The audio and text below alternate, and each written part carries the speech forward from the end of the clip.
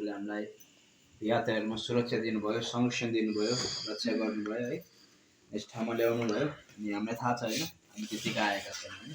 परमेश्वरले हामीलाई ल्याउनु भएको होइन, हाम्रो आफ्नै योजना हाम्रो इच्छाले भन्दाखेरि पनि होइन, परमेश्वरले हामीलाई यहाँ आउनको निम्ति चाहिँ पूर्व योजना गर्नुभएको थियो होइन। पहिले नै उहाँले के गर्नुभएको थियो, योजना बनाउनु भएको थियो अनि ठिक समयमा उहाँले के गर्नुभयो, पुरा गर्नुभयो होइन। अनि यसको निम्ति चाहिँ हामी परमेश्वरलाई के दिन्छौँ, धन्यवाद दिन्छौँ होइन। सुन्दर छ है। अनि यसरी हामी एकसाथ भेला हुन पाउँदा, परमेश्वरको महिमा गर्न पाउँदाखेरि होइन, अवश्य परमेश्वर के हुनुहुन्छ, खुसी हुनुहुन्छ होइन। आज चाहिँ हामी परमेश्वरले हामीलाई दिनुभएको उद्देश्यको विषयमा हामी हेर्नेछौँ, त्यसको लागि हामी यहाँ छौँ होइन। अनि हामीलाई थाहा छ होइन, अनि कसैले पनि केही कुरा बनाउँछ भने त्यतिकै बनाउँदैन, के सहित बनाउँछ, उद्देश्यसहित बनाउँछ नि त होइन। जस्तै मोबाइल फोन कसैले बनायो होइन, त्यतिकै बनायो त, उद्देश्यसहित बनायो होइन। हामीले पनि घरमा केही कुराहरू बनाउँछौँ भने त्यसको पछाडि चाहिँ हामीले केही न केही उद्देश्य राखेका हुन्छौँ नि त होइन। यसको निम्ति चाहिँ म यो कारणले चाहिँ म यो बनाउँछु भन्ने हुन्छ नि होइन। अनि त्यसै गरी परमेश्वरले पनि हामीलाई बनाउनु भयो होइन। त्यसै नै परमेश्वरले तपाईँ र मलाई पनि उद्धार दिनुभयो, त्यसै नै परमेश्वरले तपाईँ र मलाई पनि मुक्ति दिनुभयो होइन। हेर्नुहोस् त होइन, हामी पापी थियौँ, हामी अधर्मी थियौँ, हामी आफैले आफूलाई बचाउन सक्दैन थियो होइन। हाम्रो निम्ति कुनै पनि आशा थिएन। तर याद गर्नु, परमेश्वरले उहाँको पुत्र येशू ख्रीष्टलाई संसारमा पठाउनु भयो।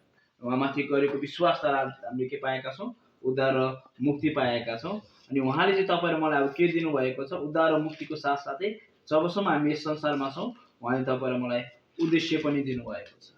उहाँले तपाईँ र मलाई त्यतिकै चुन्नु भएन भन्नु खोजेको होइन, तर उहाँले तपाईँ र मलाई उद्देश्यसहित के गर्नुभएको छ, चुन्नु भएको छ होइन। उहाँले हामीलाई किन चुन्नु भयो त होइन, यसलाई चाहिँ हामी छोटकरीमा हेर्नेछौँ है त। हामी धेरै लामो समय हेर्ने छैनौँ कारण थका लागिरहेको छ, तर हामी छोटकरीमा हेर्नेछौँ है त। पहिलो पत्रुस 2:9 हामी हेर्नेछौँ ल।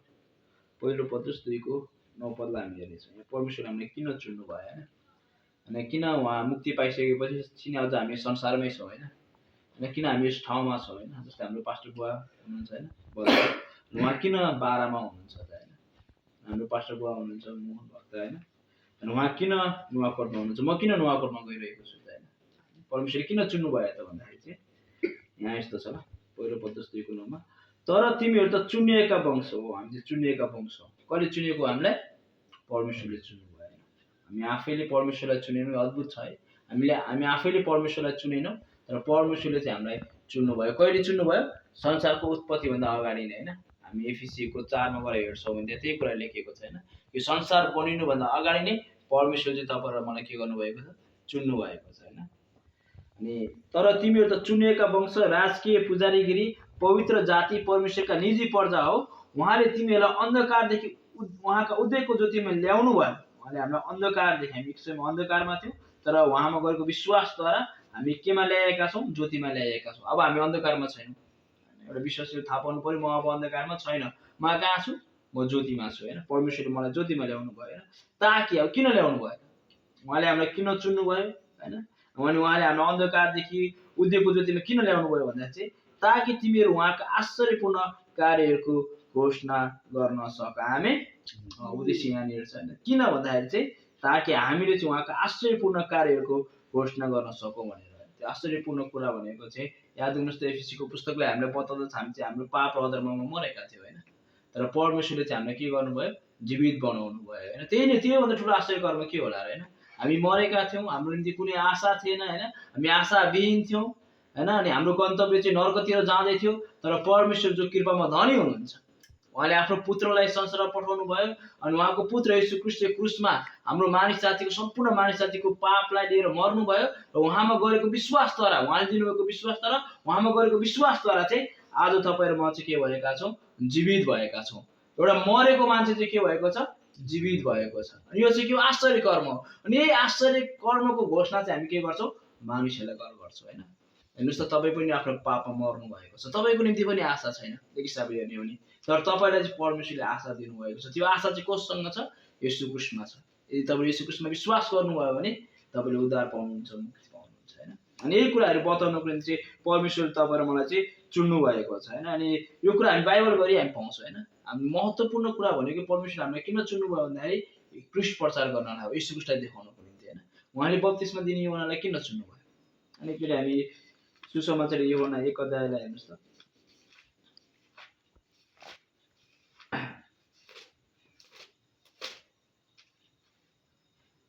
6 पदबाट हामी हेरौँ त 6 7 8 लाई हामी हेरौँ। परमेश्वरबाट पठाएका एकजना मानिस थिए जसको नाउँ यूहन्ना थियो। परमेश्वरबाट पठाएका एकजना मानिस थिए जसको नाउँ यूहन्ना थियो। तपाईहरु पनि कोद्वारा पठाएका छौं? परमेश्वरबाट पठाएका छौं, येशू ख्रीष्टद्वारा पठाएका छौं हैन। यूहन्ना 17 को 18 पदमा गएर हामीले हेर्यौं भने यूहन्ना 17 को 18 मा के लेखेको छ भन्दाखेरि उहाँले प्रार्थना गर्दा भन्नुहुन्छ पितालाई जसरी तपाईले मलाई संसारमा पठाउनु भयो त्यसरी नै मैले पनि यिनीहरूलाई संसारमा पठाएको छु। हामी पनि येशू ख्रीष्टद्वारा चाहिँ पठाएका हौं हैन। यहाँ यूहन्ना पनि परमेश्वरबाट पठाएका थिए हैन। अनि परमेश्वरबाट पठाएका एकजना मानिस थिए जसको नाम यूहन्ना थियो। उनीद्वारा सबैले विश्वास गरून् भनेर त्यस ज्योतिको गवाही दिन उनी साक्षी भई आए। आमेन। वाउ, हेर्नुस् त उनी किन आए, किन उनलाई पठायो भन्दाखेरि चाहिँ त्यस ज्योतिको गवाही दिन। त्यो ज्योति चाहिँ को हुनुहुन्छ? येशू ख्रीष्ट हुनुहुन्छ। आमेन। वाउ, यूहन्ना किन आए? यूहन्ना येशू ख्रीष्टको बारेमा गवाही दिनलाई आए। यूहन्ना किन पठाउनु भयो परमेश्वरले? येशू ख्रीष्टको बारेमा गवाही दिनलाई पठाउनु भयो। तपाईं र मलाई परमेश्वरले किन पठाउनु भएको छ? तपाईं र मलाई परमेश्वरले किन चुन्नु भएको छ? तपाईं र म अझ पनि यस संसारमा किन छौं? एउटै कुरो भनेको येशू ख्रीष्टको गवाही दिनलाई हो। आमेन। येशू ख्रीष्टलाई प्रचार गर्नको निम्ति हो। ख्रीष्ट प्रचार गर्नलाई तपाईहरु म चाहे जस्तो सुकै अवस्था होस् हैन, चाहे जेसुकै होस्। हो हाम्रो त्यहाँ काम हुन सक्दछ, त्यो काम गर्ने आफ्नो ठाउँमा छ, बिजनेस गर्ने आफ्नो ठाउँमा छ, पेपर सबै कुराहरु हामी गर्न सक्छौं। तर त्यो ठाउँमा पनि थाहा पाउनु पर्यो परमेश्वरले मलाई ठाउँमा किन राख्नु भएको छ? ख्रीष्ट प्रचार गर्नलाई राख्नु भएको छ। अनि यो काम परमेश्वरले मलाई किन दिनु भएको छ? यो कामद्वारा येशू ख्रीष्टलाई प्रचार गर्नलाई उहाँले मलाई काम दिनु भएको छ हैन। भन्नुभन्दा हामी विश्वासीको चाहिँ जस्तो सुकै अवस्था हो, जुनसुकै ठाउँमा हो हैन, अनि जुनसुकै परिस्थितिमा भए तापनि हामीले चाहिँ हाम्रो उद्देश्यलाई कहिले पनि बिर्सिनुहुन्न कि उहाँले चाहिँ तपाईं र मलाई चाहिँ येशू ख्रीष्ट प्रचार गर्नको निम्ति पठाउनु भएको छ। अनि पावलले चाहिँ यो रहस्यलाई बुझे।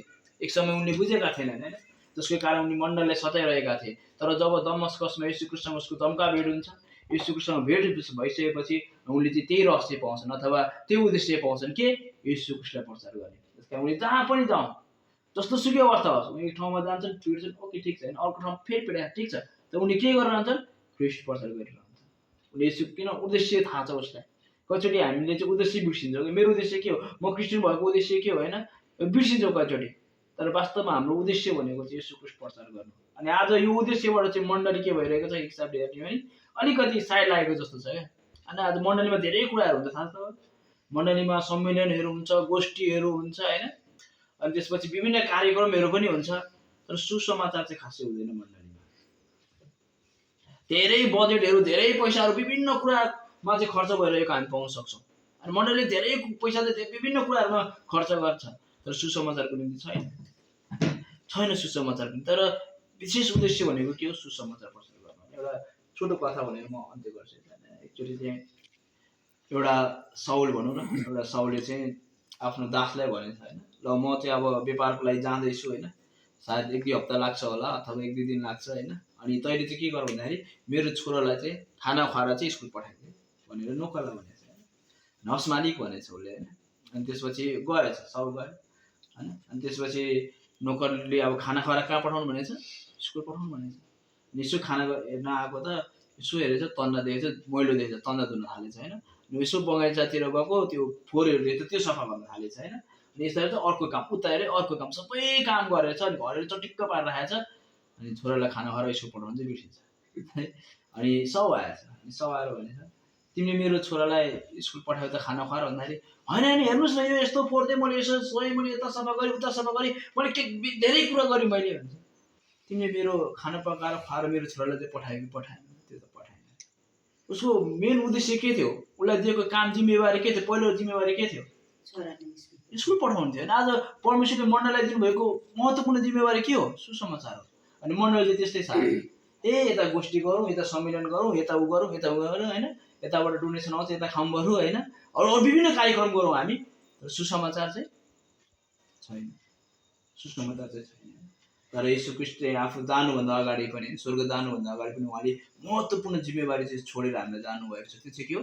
सुसमाचार हो। यसकारण गर्दाखेरि हामी पावलले भन्छन् हैन, प्रेरित 20:24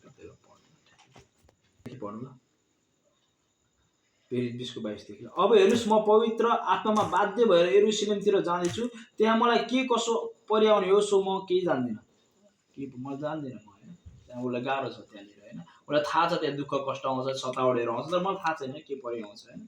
यति मात्र जान्दछु कि हरेक सहरमा, उसले भन्छन् अब यति मात्र जान्दछु कि हरेक सहरमा कैद र कष्ट ममाथि परिआउँछ भन्ने पवित्र आत्माले मलाई गवाई दिनुहुन्छ। पवित्र आत्माले मलाई भन्नुभएको छ हरेक सहरमा सतावट हुन्छ, कष्ट हुन्छ, कैद आउँछ, त्यो मलाई थाहा छ। मलाई थाहा छ, पवित्र आत्माले मलाई देखाउनु भएको छ। तिमी जहाँ पनि जान्छौ कष्ट पाउँछौ, दुःख पाउँछौ होइन, त्यहाँ मानिसहरूले चाहिँ तिमीलाई ढुङ्गाले हान्छन् होइन। अनि यो मलाई पवित्र आत्माले गवाई दिनुभएको छ। तर 24 पदमा कति राम्रो कुरा गर्छ हेर्नुहोस् त। तर म आफ्नो जीवनलाई कुनै मोल गरेर आफ्नो निम्ति प्रिय ठान्दिनँ, यति मात्र चाहन्छु कि परमेश्वरको अनुग्रहको सुसमाचारको गवाई दिनलाई मेरो दौड र प्रभु येशूबाट मिलेको मेरो सेवकाई म पुरा गर्न सकूँ। आमेन। कि परमेश्वरको अनुग्रहको सुसमाचारको गवाई दिनलाई मेरो दौड र प्रभु येशूबाट मिलेको मेरो सेवकाई म पुरा गर्न सकूँ। त्यहाँ दुःख छ, त्यहाँ कष्ट छ, सबै थोक कुरा छ होइन, तर त्यो अनुग्रहको सुसमाचार चाहिँ मैले पुरा गर्न सकूँ होइन। परमेश्वरले मलाई दिनुभयो जुन सेवकाई छ त्यो चाहिँ मैले पुरा गर्न सकूँ। कारण मलाई थाहा छ परमेश्वरले मलाई किन चुन्नुभयो, यसोले मलाई किन चुन्नुभयो। यस कारण पावल चाहिँ अरू कुनै पनि कुरामा अड्दैन होइन, अरू कुनै पनि कुराले उसलाई चाहिँ रोक्न सकेन।